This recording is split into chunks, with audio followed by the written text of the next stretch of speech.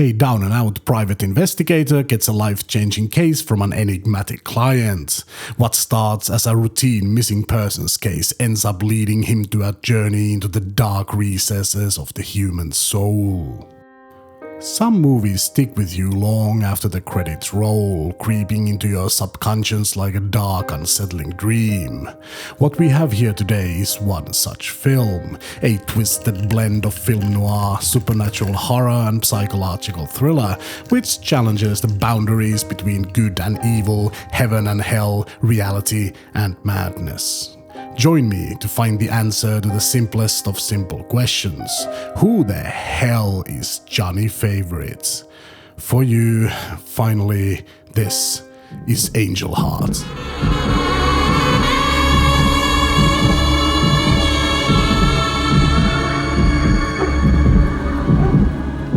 In the late 50s, a young William Würzburg wrote a short story as a sophomore in high school, a hard-boiled detective tale in which Devil hires a private investigator. This 4-page scribbling, crafted by a teenager, would serve as the foundation for something much larger. 20 years later, he transformed that short story into a novel, paying homage to literary giants like Dashiell Hammett, Raymond Chandler, and Ross MacDonald, as well as to cherished locations in New York. Würzburg published Falling Angel in 1978. The book received positive reviews, though the initial print run was fairly small. While it wasn't an instant bestseller, it generated enough buzz for him to start working on a film adaptation. The late 80s was a fascinating time for cinema, especially for films that were willing to challenge conventional storytelling, to push the boundaries a bit, blend genres and take risks. For example, Cronenberg's The Fly and Lynch's Blue Velvet came out in 1986 and Verhoeven's RoboCop in 1987.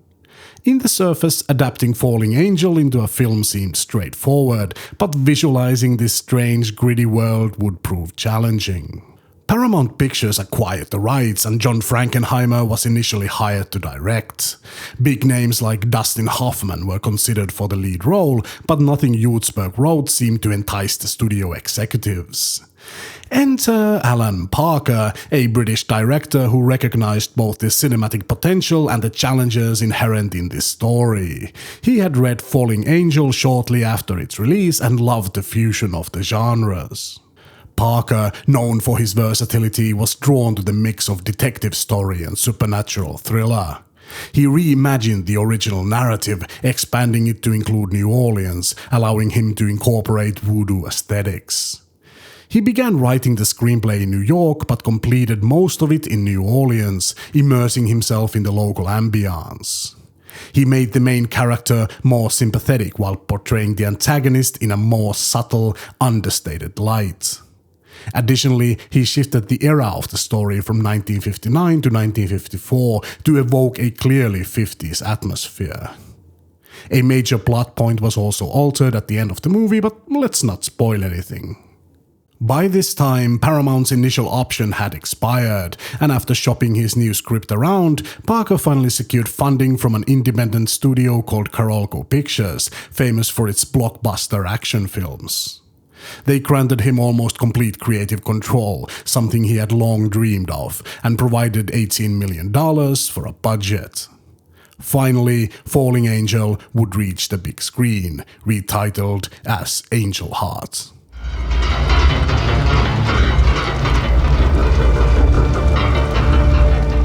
Alan Parker sought a major star for the role of Harry Angel. He narrowed it down to 3 names: Jack Nicholson, Robert De Niro, and Mickey Rourke, an ambitious shortlist to say the least. He gave his best pitch to Nicholson, but after a lengthy discussion, he declined. De Niro expressed interest but was hesitant. Although he liked the script, he felt the smaller role of the antagonist would suit him better. He bombarded Parker with endless questions about the character's details. The producers initially wanted Marlon Brando to play the antagonist, but he declined, so Parker was determined to get De Niro on board. And after meeting in an abandoned church in Harlem to read the script together, De Niro finally said yes. Thus, one of the greatest actors of all time took the role of Louis Cypher, an enigmatic figure with a sinister presence. De Niro, accustomed to larger roles, found it challenging to adjust to a smaller part, and because of his perfectionism, demanded significant preparation to be satisfied with the minute details of each scene. Mickey Rourke was thankfully an easier affair, and the two immediately hit it off. He was very interested from the get-go, and after a short meeting, Parker finally secured the Hollywood bad boy to play the protagonist, Harry Angel, a scruffy New York private detective, kind of an unshaven, sweaty goodwill version of Philip Marlowe, whose clouded past would become the center plot point of the movie. Parker described Rourke as someone who infused every small gesture with meaning and praised his unorthodox approach to acting. Rourke was still humble, vulnerable and sweet during filming, untouched by Hollywood stardom, something Parker noted changed soon after Angel Heart was released. Having two great actors performing together led to some healthy competition, each trying to outshine the other like cinematic prize fighters, especially during their final scene together. According to Parker, this created an electric dynamic in the scenes, but also caused them to lose focus on the script, getting caught up in their competitive interplay.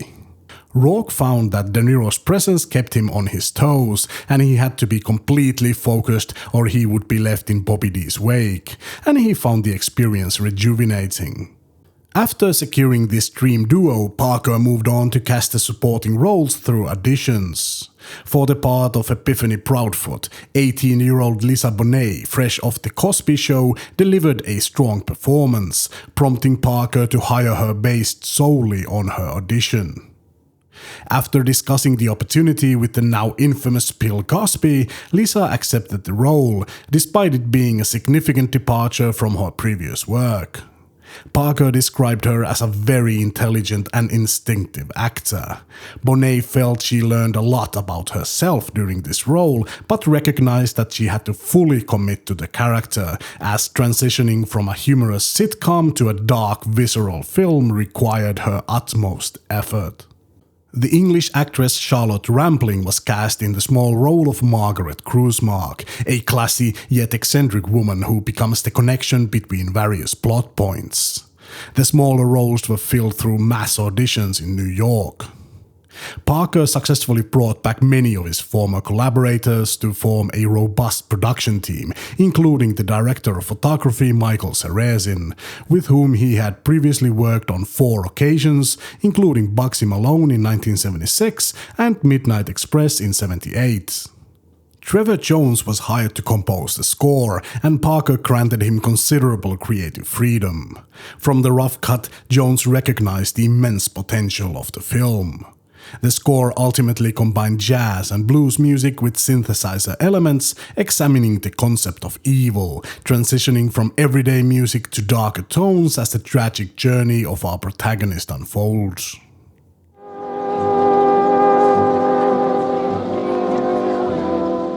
Pre-production of Angel Heart began in January 1986, with filming taking place from early April to late June. The crew shot in 72 locations across New York, in Manhattan, Harlem, Staten Island, Alphabet City, and Coney Island, before moving to Hoboken, New Jersey, and finally to New Orleans. Parker received warnings about Harlem being a tough neighborhood, but ultimately found filming there relatively straightforward. Eldridge Street in Manhattan served as Harry's home neighborhood. To evoke the 50s, the sets were meticulously crafted during February and March, with snow brought in by ice trucks in April to simulate winter. Magazine Street in New Orleans also received a vintage makeover, with storefronts designed for authenticity with restricted colors for a more monochromatic look. Alan Parker personally scouted the locations, discovering many interesting places to film. The hospice in Harlem was filled with actual residents who agreed to act as extras. The train station in New Orleans was actually filmed in New Jersey, using a non-operational train that was pushed into the scene. West of New Orleans, they found an old plantation with well-preserved workers' huts which served as Epiphany Proudfoot's village. For those of you who are interested in the locations, I made some maps. Feel free to pause to see the locations in New York. And finally, New Orleans. The controversial sex scene between Harry and Epiphany was filmed with only the essential cast present, and music played in the background to help the actors get through the awkward scene. Initially, the graphic visuals prompted the MPAA to give the film an X rating, which the distributor refused to release. After several appeals, Parker reluctantly cut around 10 seconds from the scene, speeding up the edits and finally secured an R rating. The blood rain during the scene ended up covering everyone present and their equipment in fake blood. There are too many nice little tidbits to sink into the script, so take them in rapid-fire fashion. According to Parker, the cat was a nightmare to direct. Surprising. Harry's sunglasses seemed to be Oliver People's Sheldrake Clears. Cypher's fingernails kept getting longer each time De Niro did a scene. Ha! De Niro's clothes were acquired from Rome and cost a bloody fortune, and it did not stop there. De Niro found some canes in a luxury cane shop in Paris. These one-of-a-kind canes cost around $5,000 a piece. That's $1986, and Parker let De Niro to get a few to use in the movie. De Niro would have wanted 20. The actress who was originally supposed to play Izzy's wife in the beach got injured by a large wave while filming and refused to go into the water again. The actor you see in the film is a stand-in. The restaurant was the same place Parker first met De Niro to discuss being in the film. The whispers of Harry you hear were made by Parker himself in post-production. The nose guards were something the crew happened to find during filming. Mickey liked them and they were in the movie. The voodoo party was based on an actual Haitian ceremony. Gentleman's name was Kelly. Edward Kelly. Edward Kelly was a reference to the 16th century English occultist who professed the ability to see angels. The falling horse was real and fell on a stuntman in this very dangerous scene. According to Parker, no animals were harmed. I don't know about the stuntman though. Constantly striking matches was Rourke's own idea. Harry's birthday was also Parker's birthday. Here is a recipe for twin sisters cocktail. Bottoms up. The maid asks Krusemark in French whether to bring in the best cups. She answers no. The idea of drowning someone in gumbo occurred to Parker after a meal in Louisiana really did not sit right. Harry doesn't like chickens, Parker doesn't like chickens. Rourke was afraid of dogs and doing this scene ended up looking quite real. The heart in Krusemark's apartment was a real human heart they got to borrow from a teaching hospital. The story behind the superstition of throwing salt behind your shoulder to prevent misfortune is to blind the devil, to stop further mischief. Doesn't work. It took 3 days for Mickey Rourke to learn the Girl of My Dreams tune he whistled during this scene. I could have done it in 2. But back to the serious stuff. When Parker finally had all the material he would ever need, he spent months editing the movie in Europe, compiling a comprehensive cut from 400,000 feet of film footage. When all was said and done, Angel Heart was released on 6th of March 1987. While the writer of the original book, William Würzburg, gave the movie his highest approval, the critics were not so kind, resulting in a mixed reception. The film was often praised for Mickey Rourke's performance, cinematography and gorgeous sets, but criticized for its over-stylized editing, convoluted writing, and the sex scene that many found to be unnecessarily graphic. Roger Ebert highly praised the movie, awarding it 3.5 stars out of 4.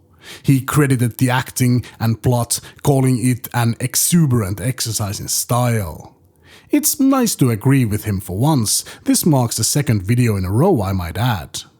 Unfortunately, the movie ended up underperforming at the box office, failing to recoup its sizable budget, raking in only $17 million. Our story begins with the private detective Harry Angel receiving a case from a law firm representing an important client, leading him into Harlem to meet them. After witnessing some disturbing sights along the way, he finally meets his client, Louis Cypher. Cypher wants Harry to track down someone called Johnny Favorite, a jazz singer who returned from the war with amnesia and has now seemingly vanished after spending years in a hospital. Harry investigates the hospital, where a clue leads him to a doctor who had Johnny transferred. This doctor appears to be an opium addict, and Harry pushes him hard, discovering that the doctor was handsomely paid to pretend Johnny Favorite was still in the hospital, even though he had been released into the care of someone years prior. In an attempt to loosen the doctor's tongue further, Harry locks him in a room, hoping for a cold turkey treatment. When he returns, he finds the poor doctor dead, shot through the eye, in a room that remains locked. Harry meets with Cypher again, revealing what he has uncovered and expressing concern about how dark this case is turning out, but Cypher convinces him to continue. The suspicious Harry investigates the site where he first met Cypher and discovers a sinister voodoo shrine. After following this lead, he is attacked but manages to escape. Later, he meets his girl, who has acquired documents about Johnny Favorite, leading to connections with a couple of musicians, a girlfriend, and indication that Johnny dabbled in the occult. After interviewing some individuals of interest, the trail leads him to New Orleans, where our PI tracks down Johnny's old fiancée, Margaret Krusemark. After some probing, Krusemark seems to think Johnny is dead. A local herb store provides a clue about someone he had an affair with, leading Harry to a village in the marshes. The woman is long dead, but Harry finds her teenage daughter, Epiphany, who provides vital exposition. The musician Toots Wheat seems to be hiding something, and Harry pushes him hard for answers. After being thrown out, he starts to shadow Toots, which leads him to a voodoo ceremony where Epiphany plays a central role. Back in town, Toots attacks him, but Harry comes out on top. The following morning, the local cops come calling. Toots has been found brutally murdered. After finding Krusemark killed in a similarly gory fashion, Harry begins to suspect he is being framed and that someone in the background is pulling the strings.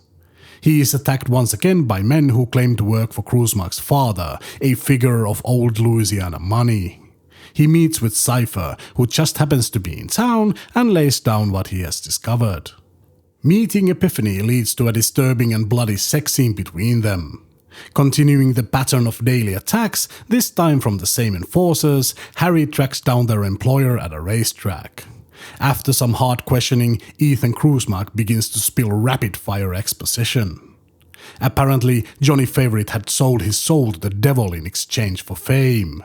When it was time to pay what was owed, he and Toots kidnapped a soldier returning from the war and in a dark ritual stole his soul and identity before killing him. Drafted shortly afterwards and injured in North Africa, Johnny returned with amnesia and was sent to a hospital. This is too much for Harry, who runs off for a puke. Upon returning to his senses, he finds Ethan boiling in his own juices. From Margaret's home, he finds his dog tags, realizing he is Johnny Favorite. The client suddenly appears. Louis Cypher is Lucifer, or Mephistopheles to be exact, the same demon with whom Faust had his contract. Harry's, or rather Johnny's, repressed memories flood back. He realizes he murdered the doctor, Toots, both Krusemarks, and now also Epiphany, who is his daughter, and whose child now shows devilish features. The movie ends with our protagonist accepting his responsibility and riding an elevator, going down.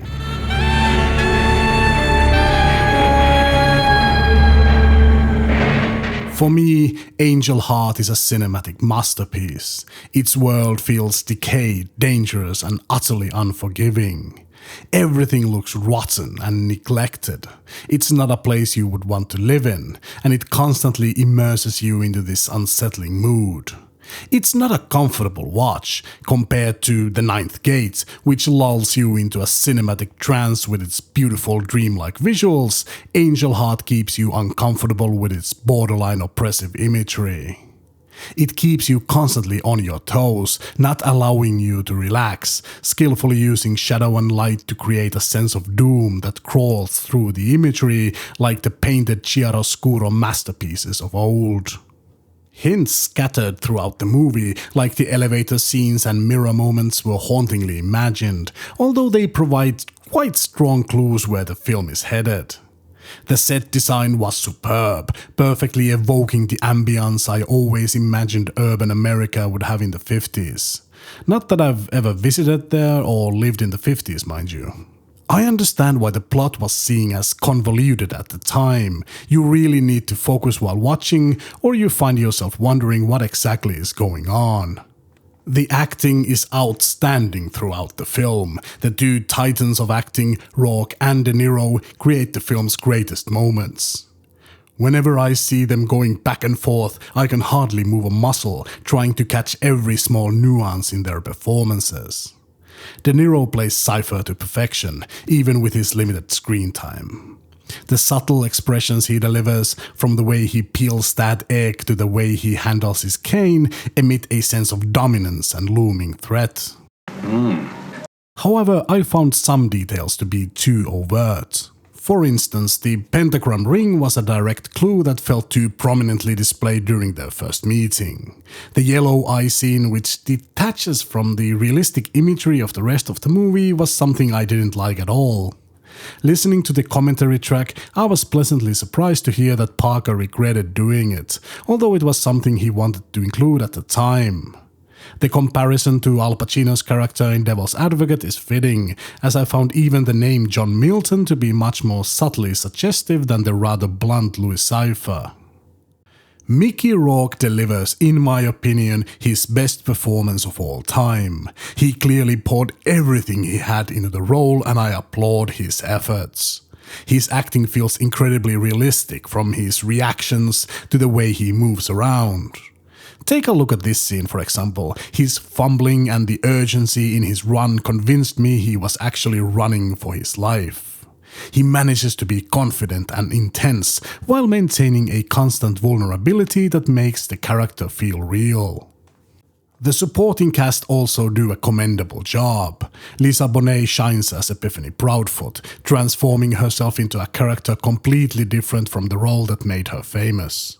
Although the character isn't fully fleshed out, Bonet does what she can with the material she got. Her confident and raw gaze at Harry reveals underlying vulnerability at times. The minor characters, such as the well-fed Louisiana Cop and Toot Sweet, are also entertaining to watch.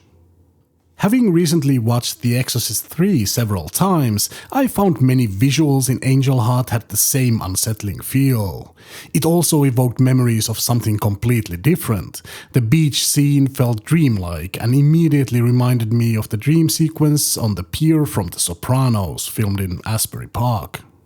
The Sopranos popped into my head again when I saw Harry smoking a cigarette with bloody hands, taking a while to realize it reminded me of the Mustang Sally hit scene from the same series.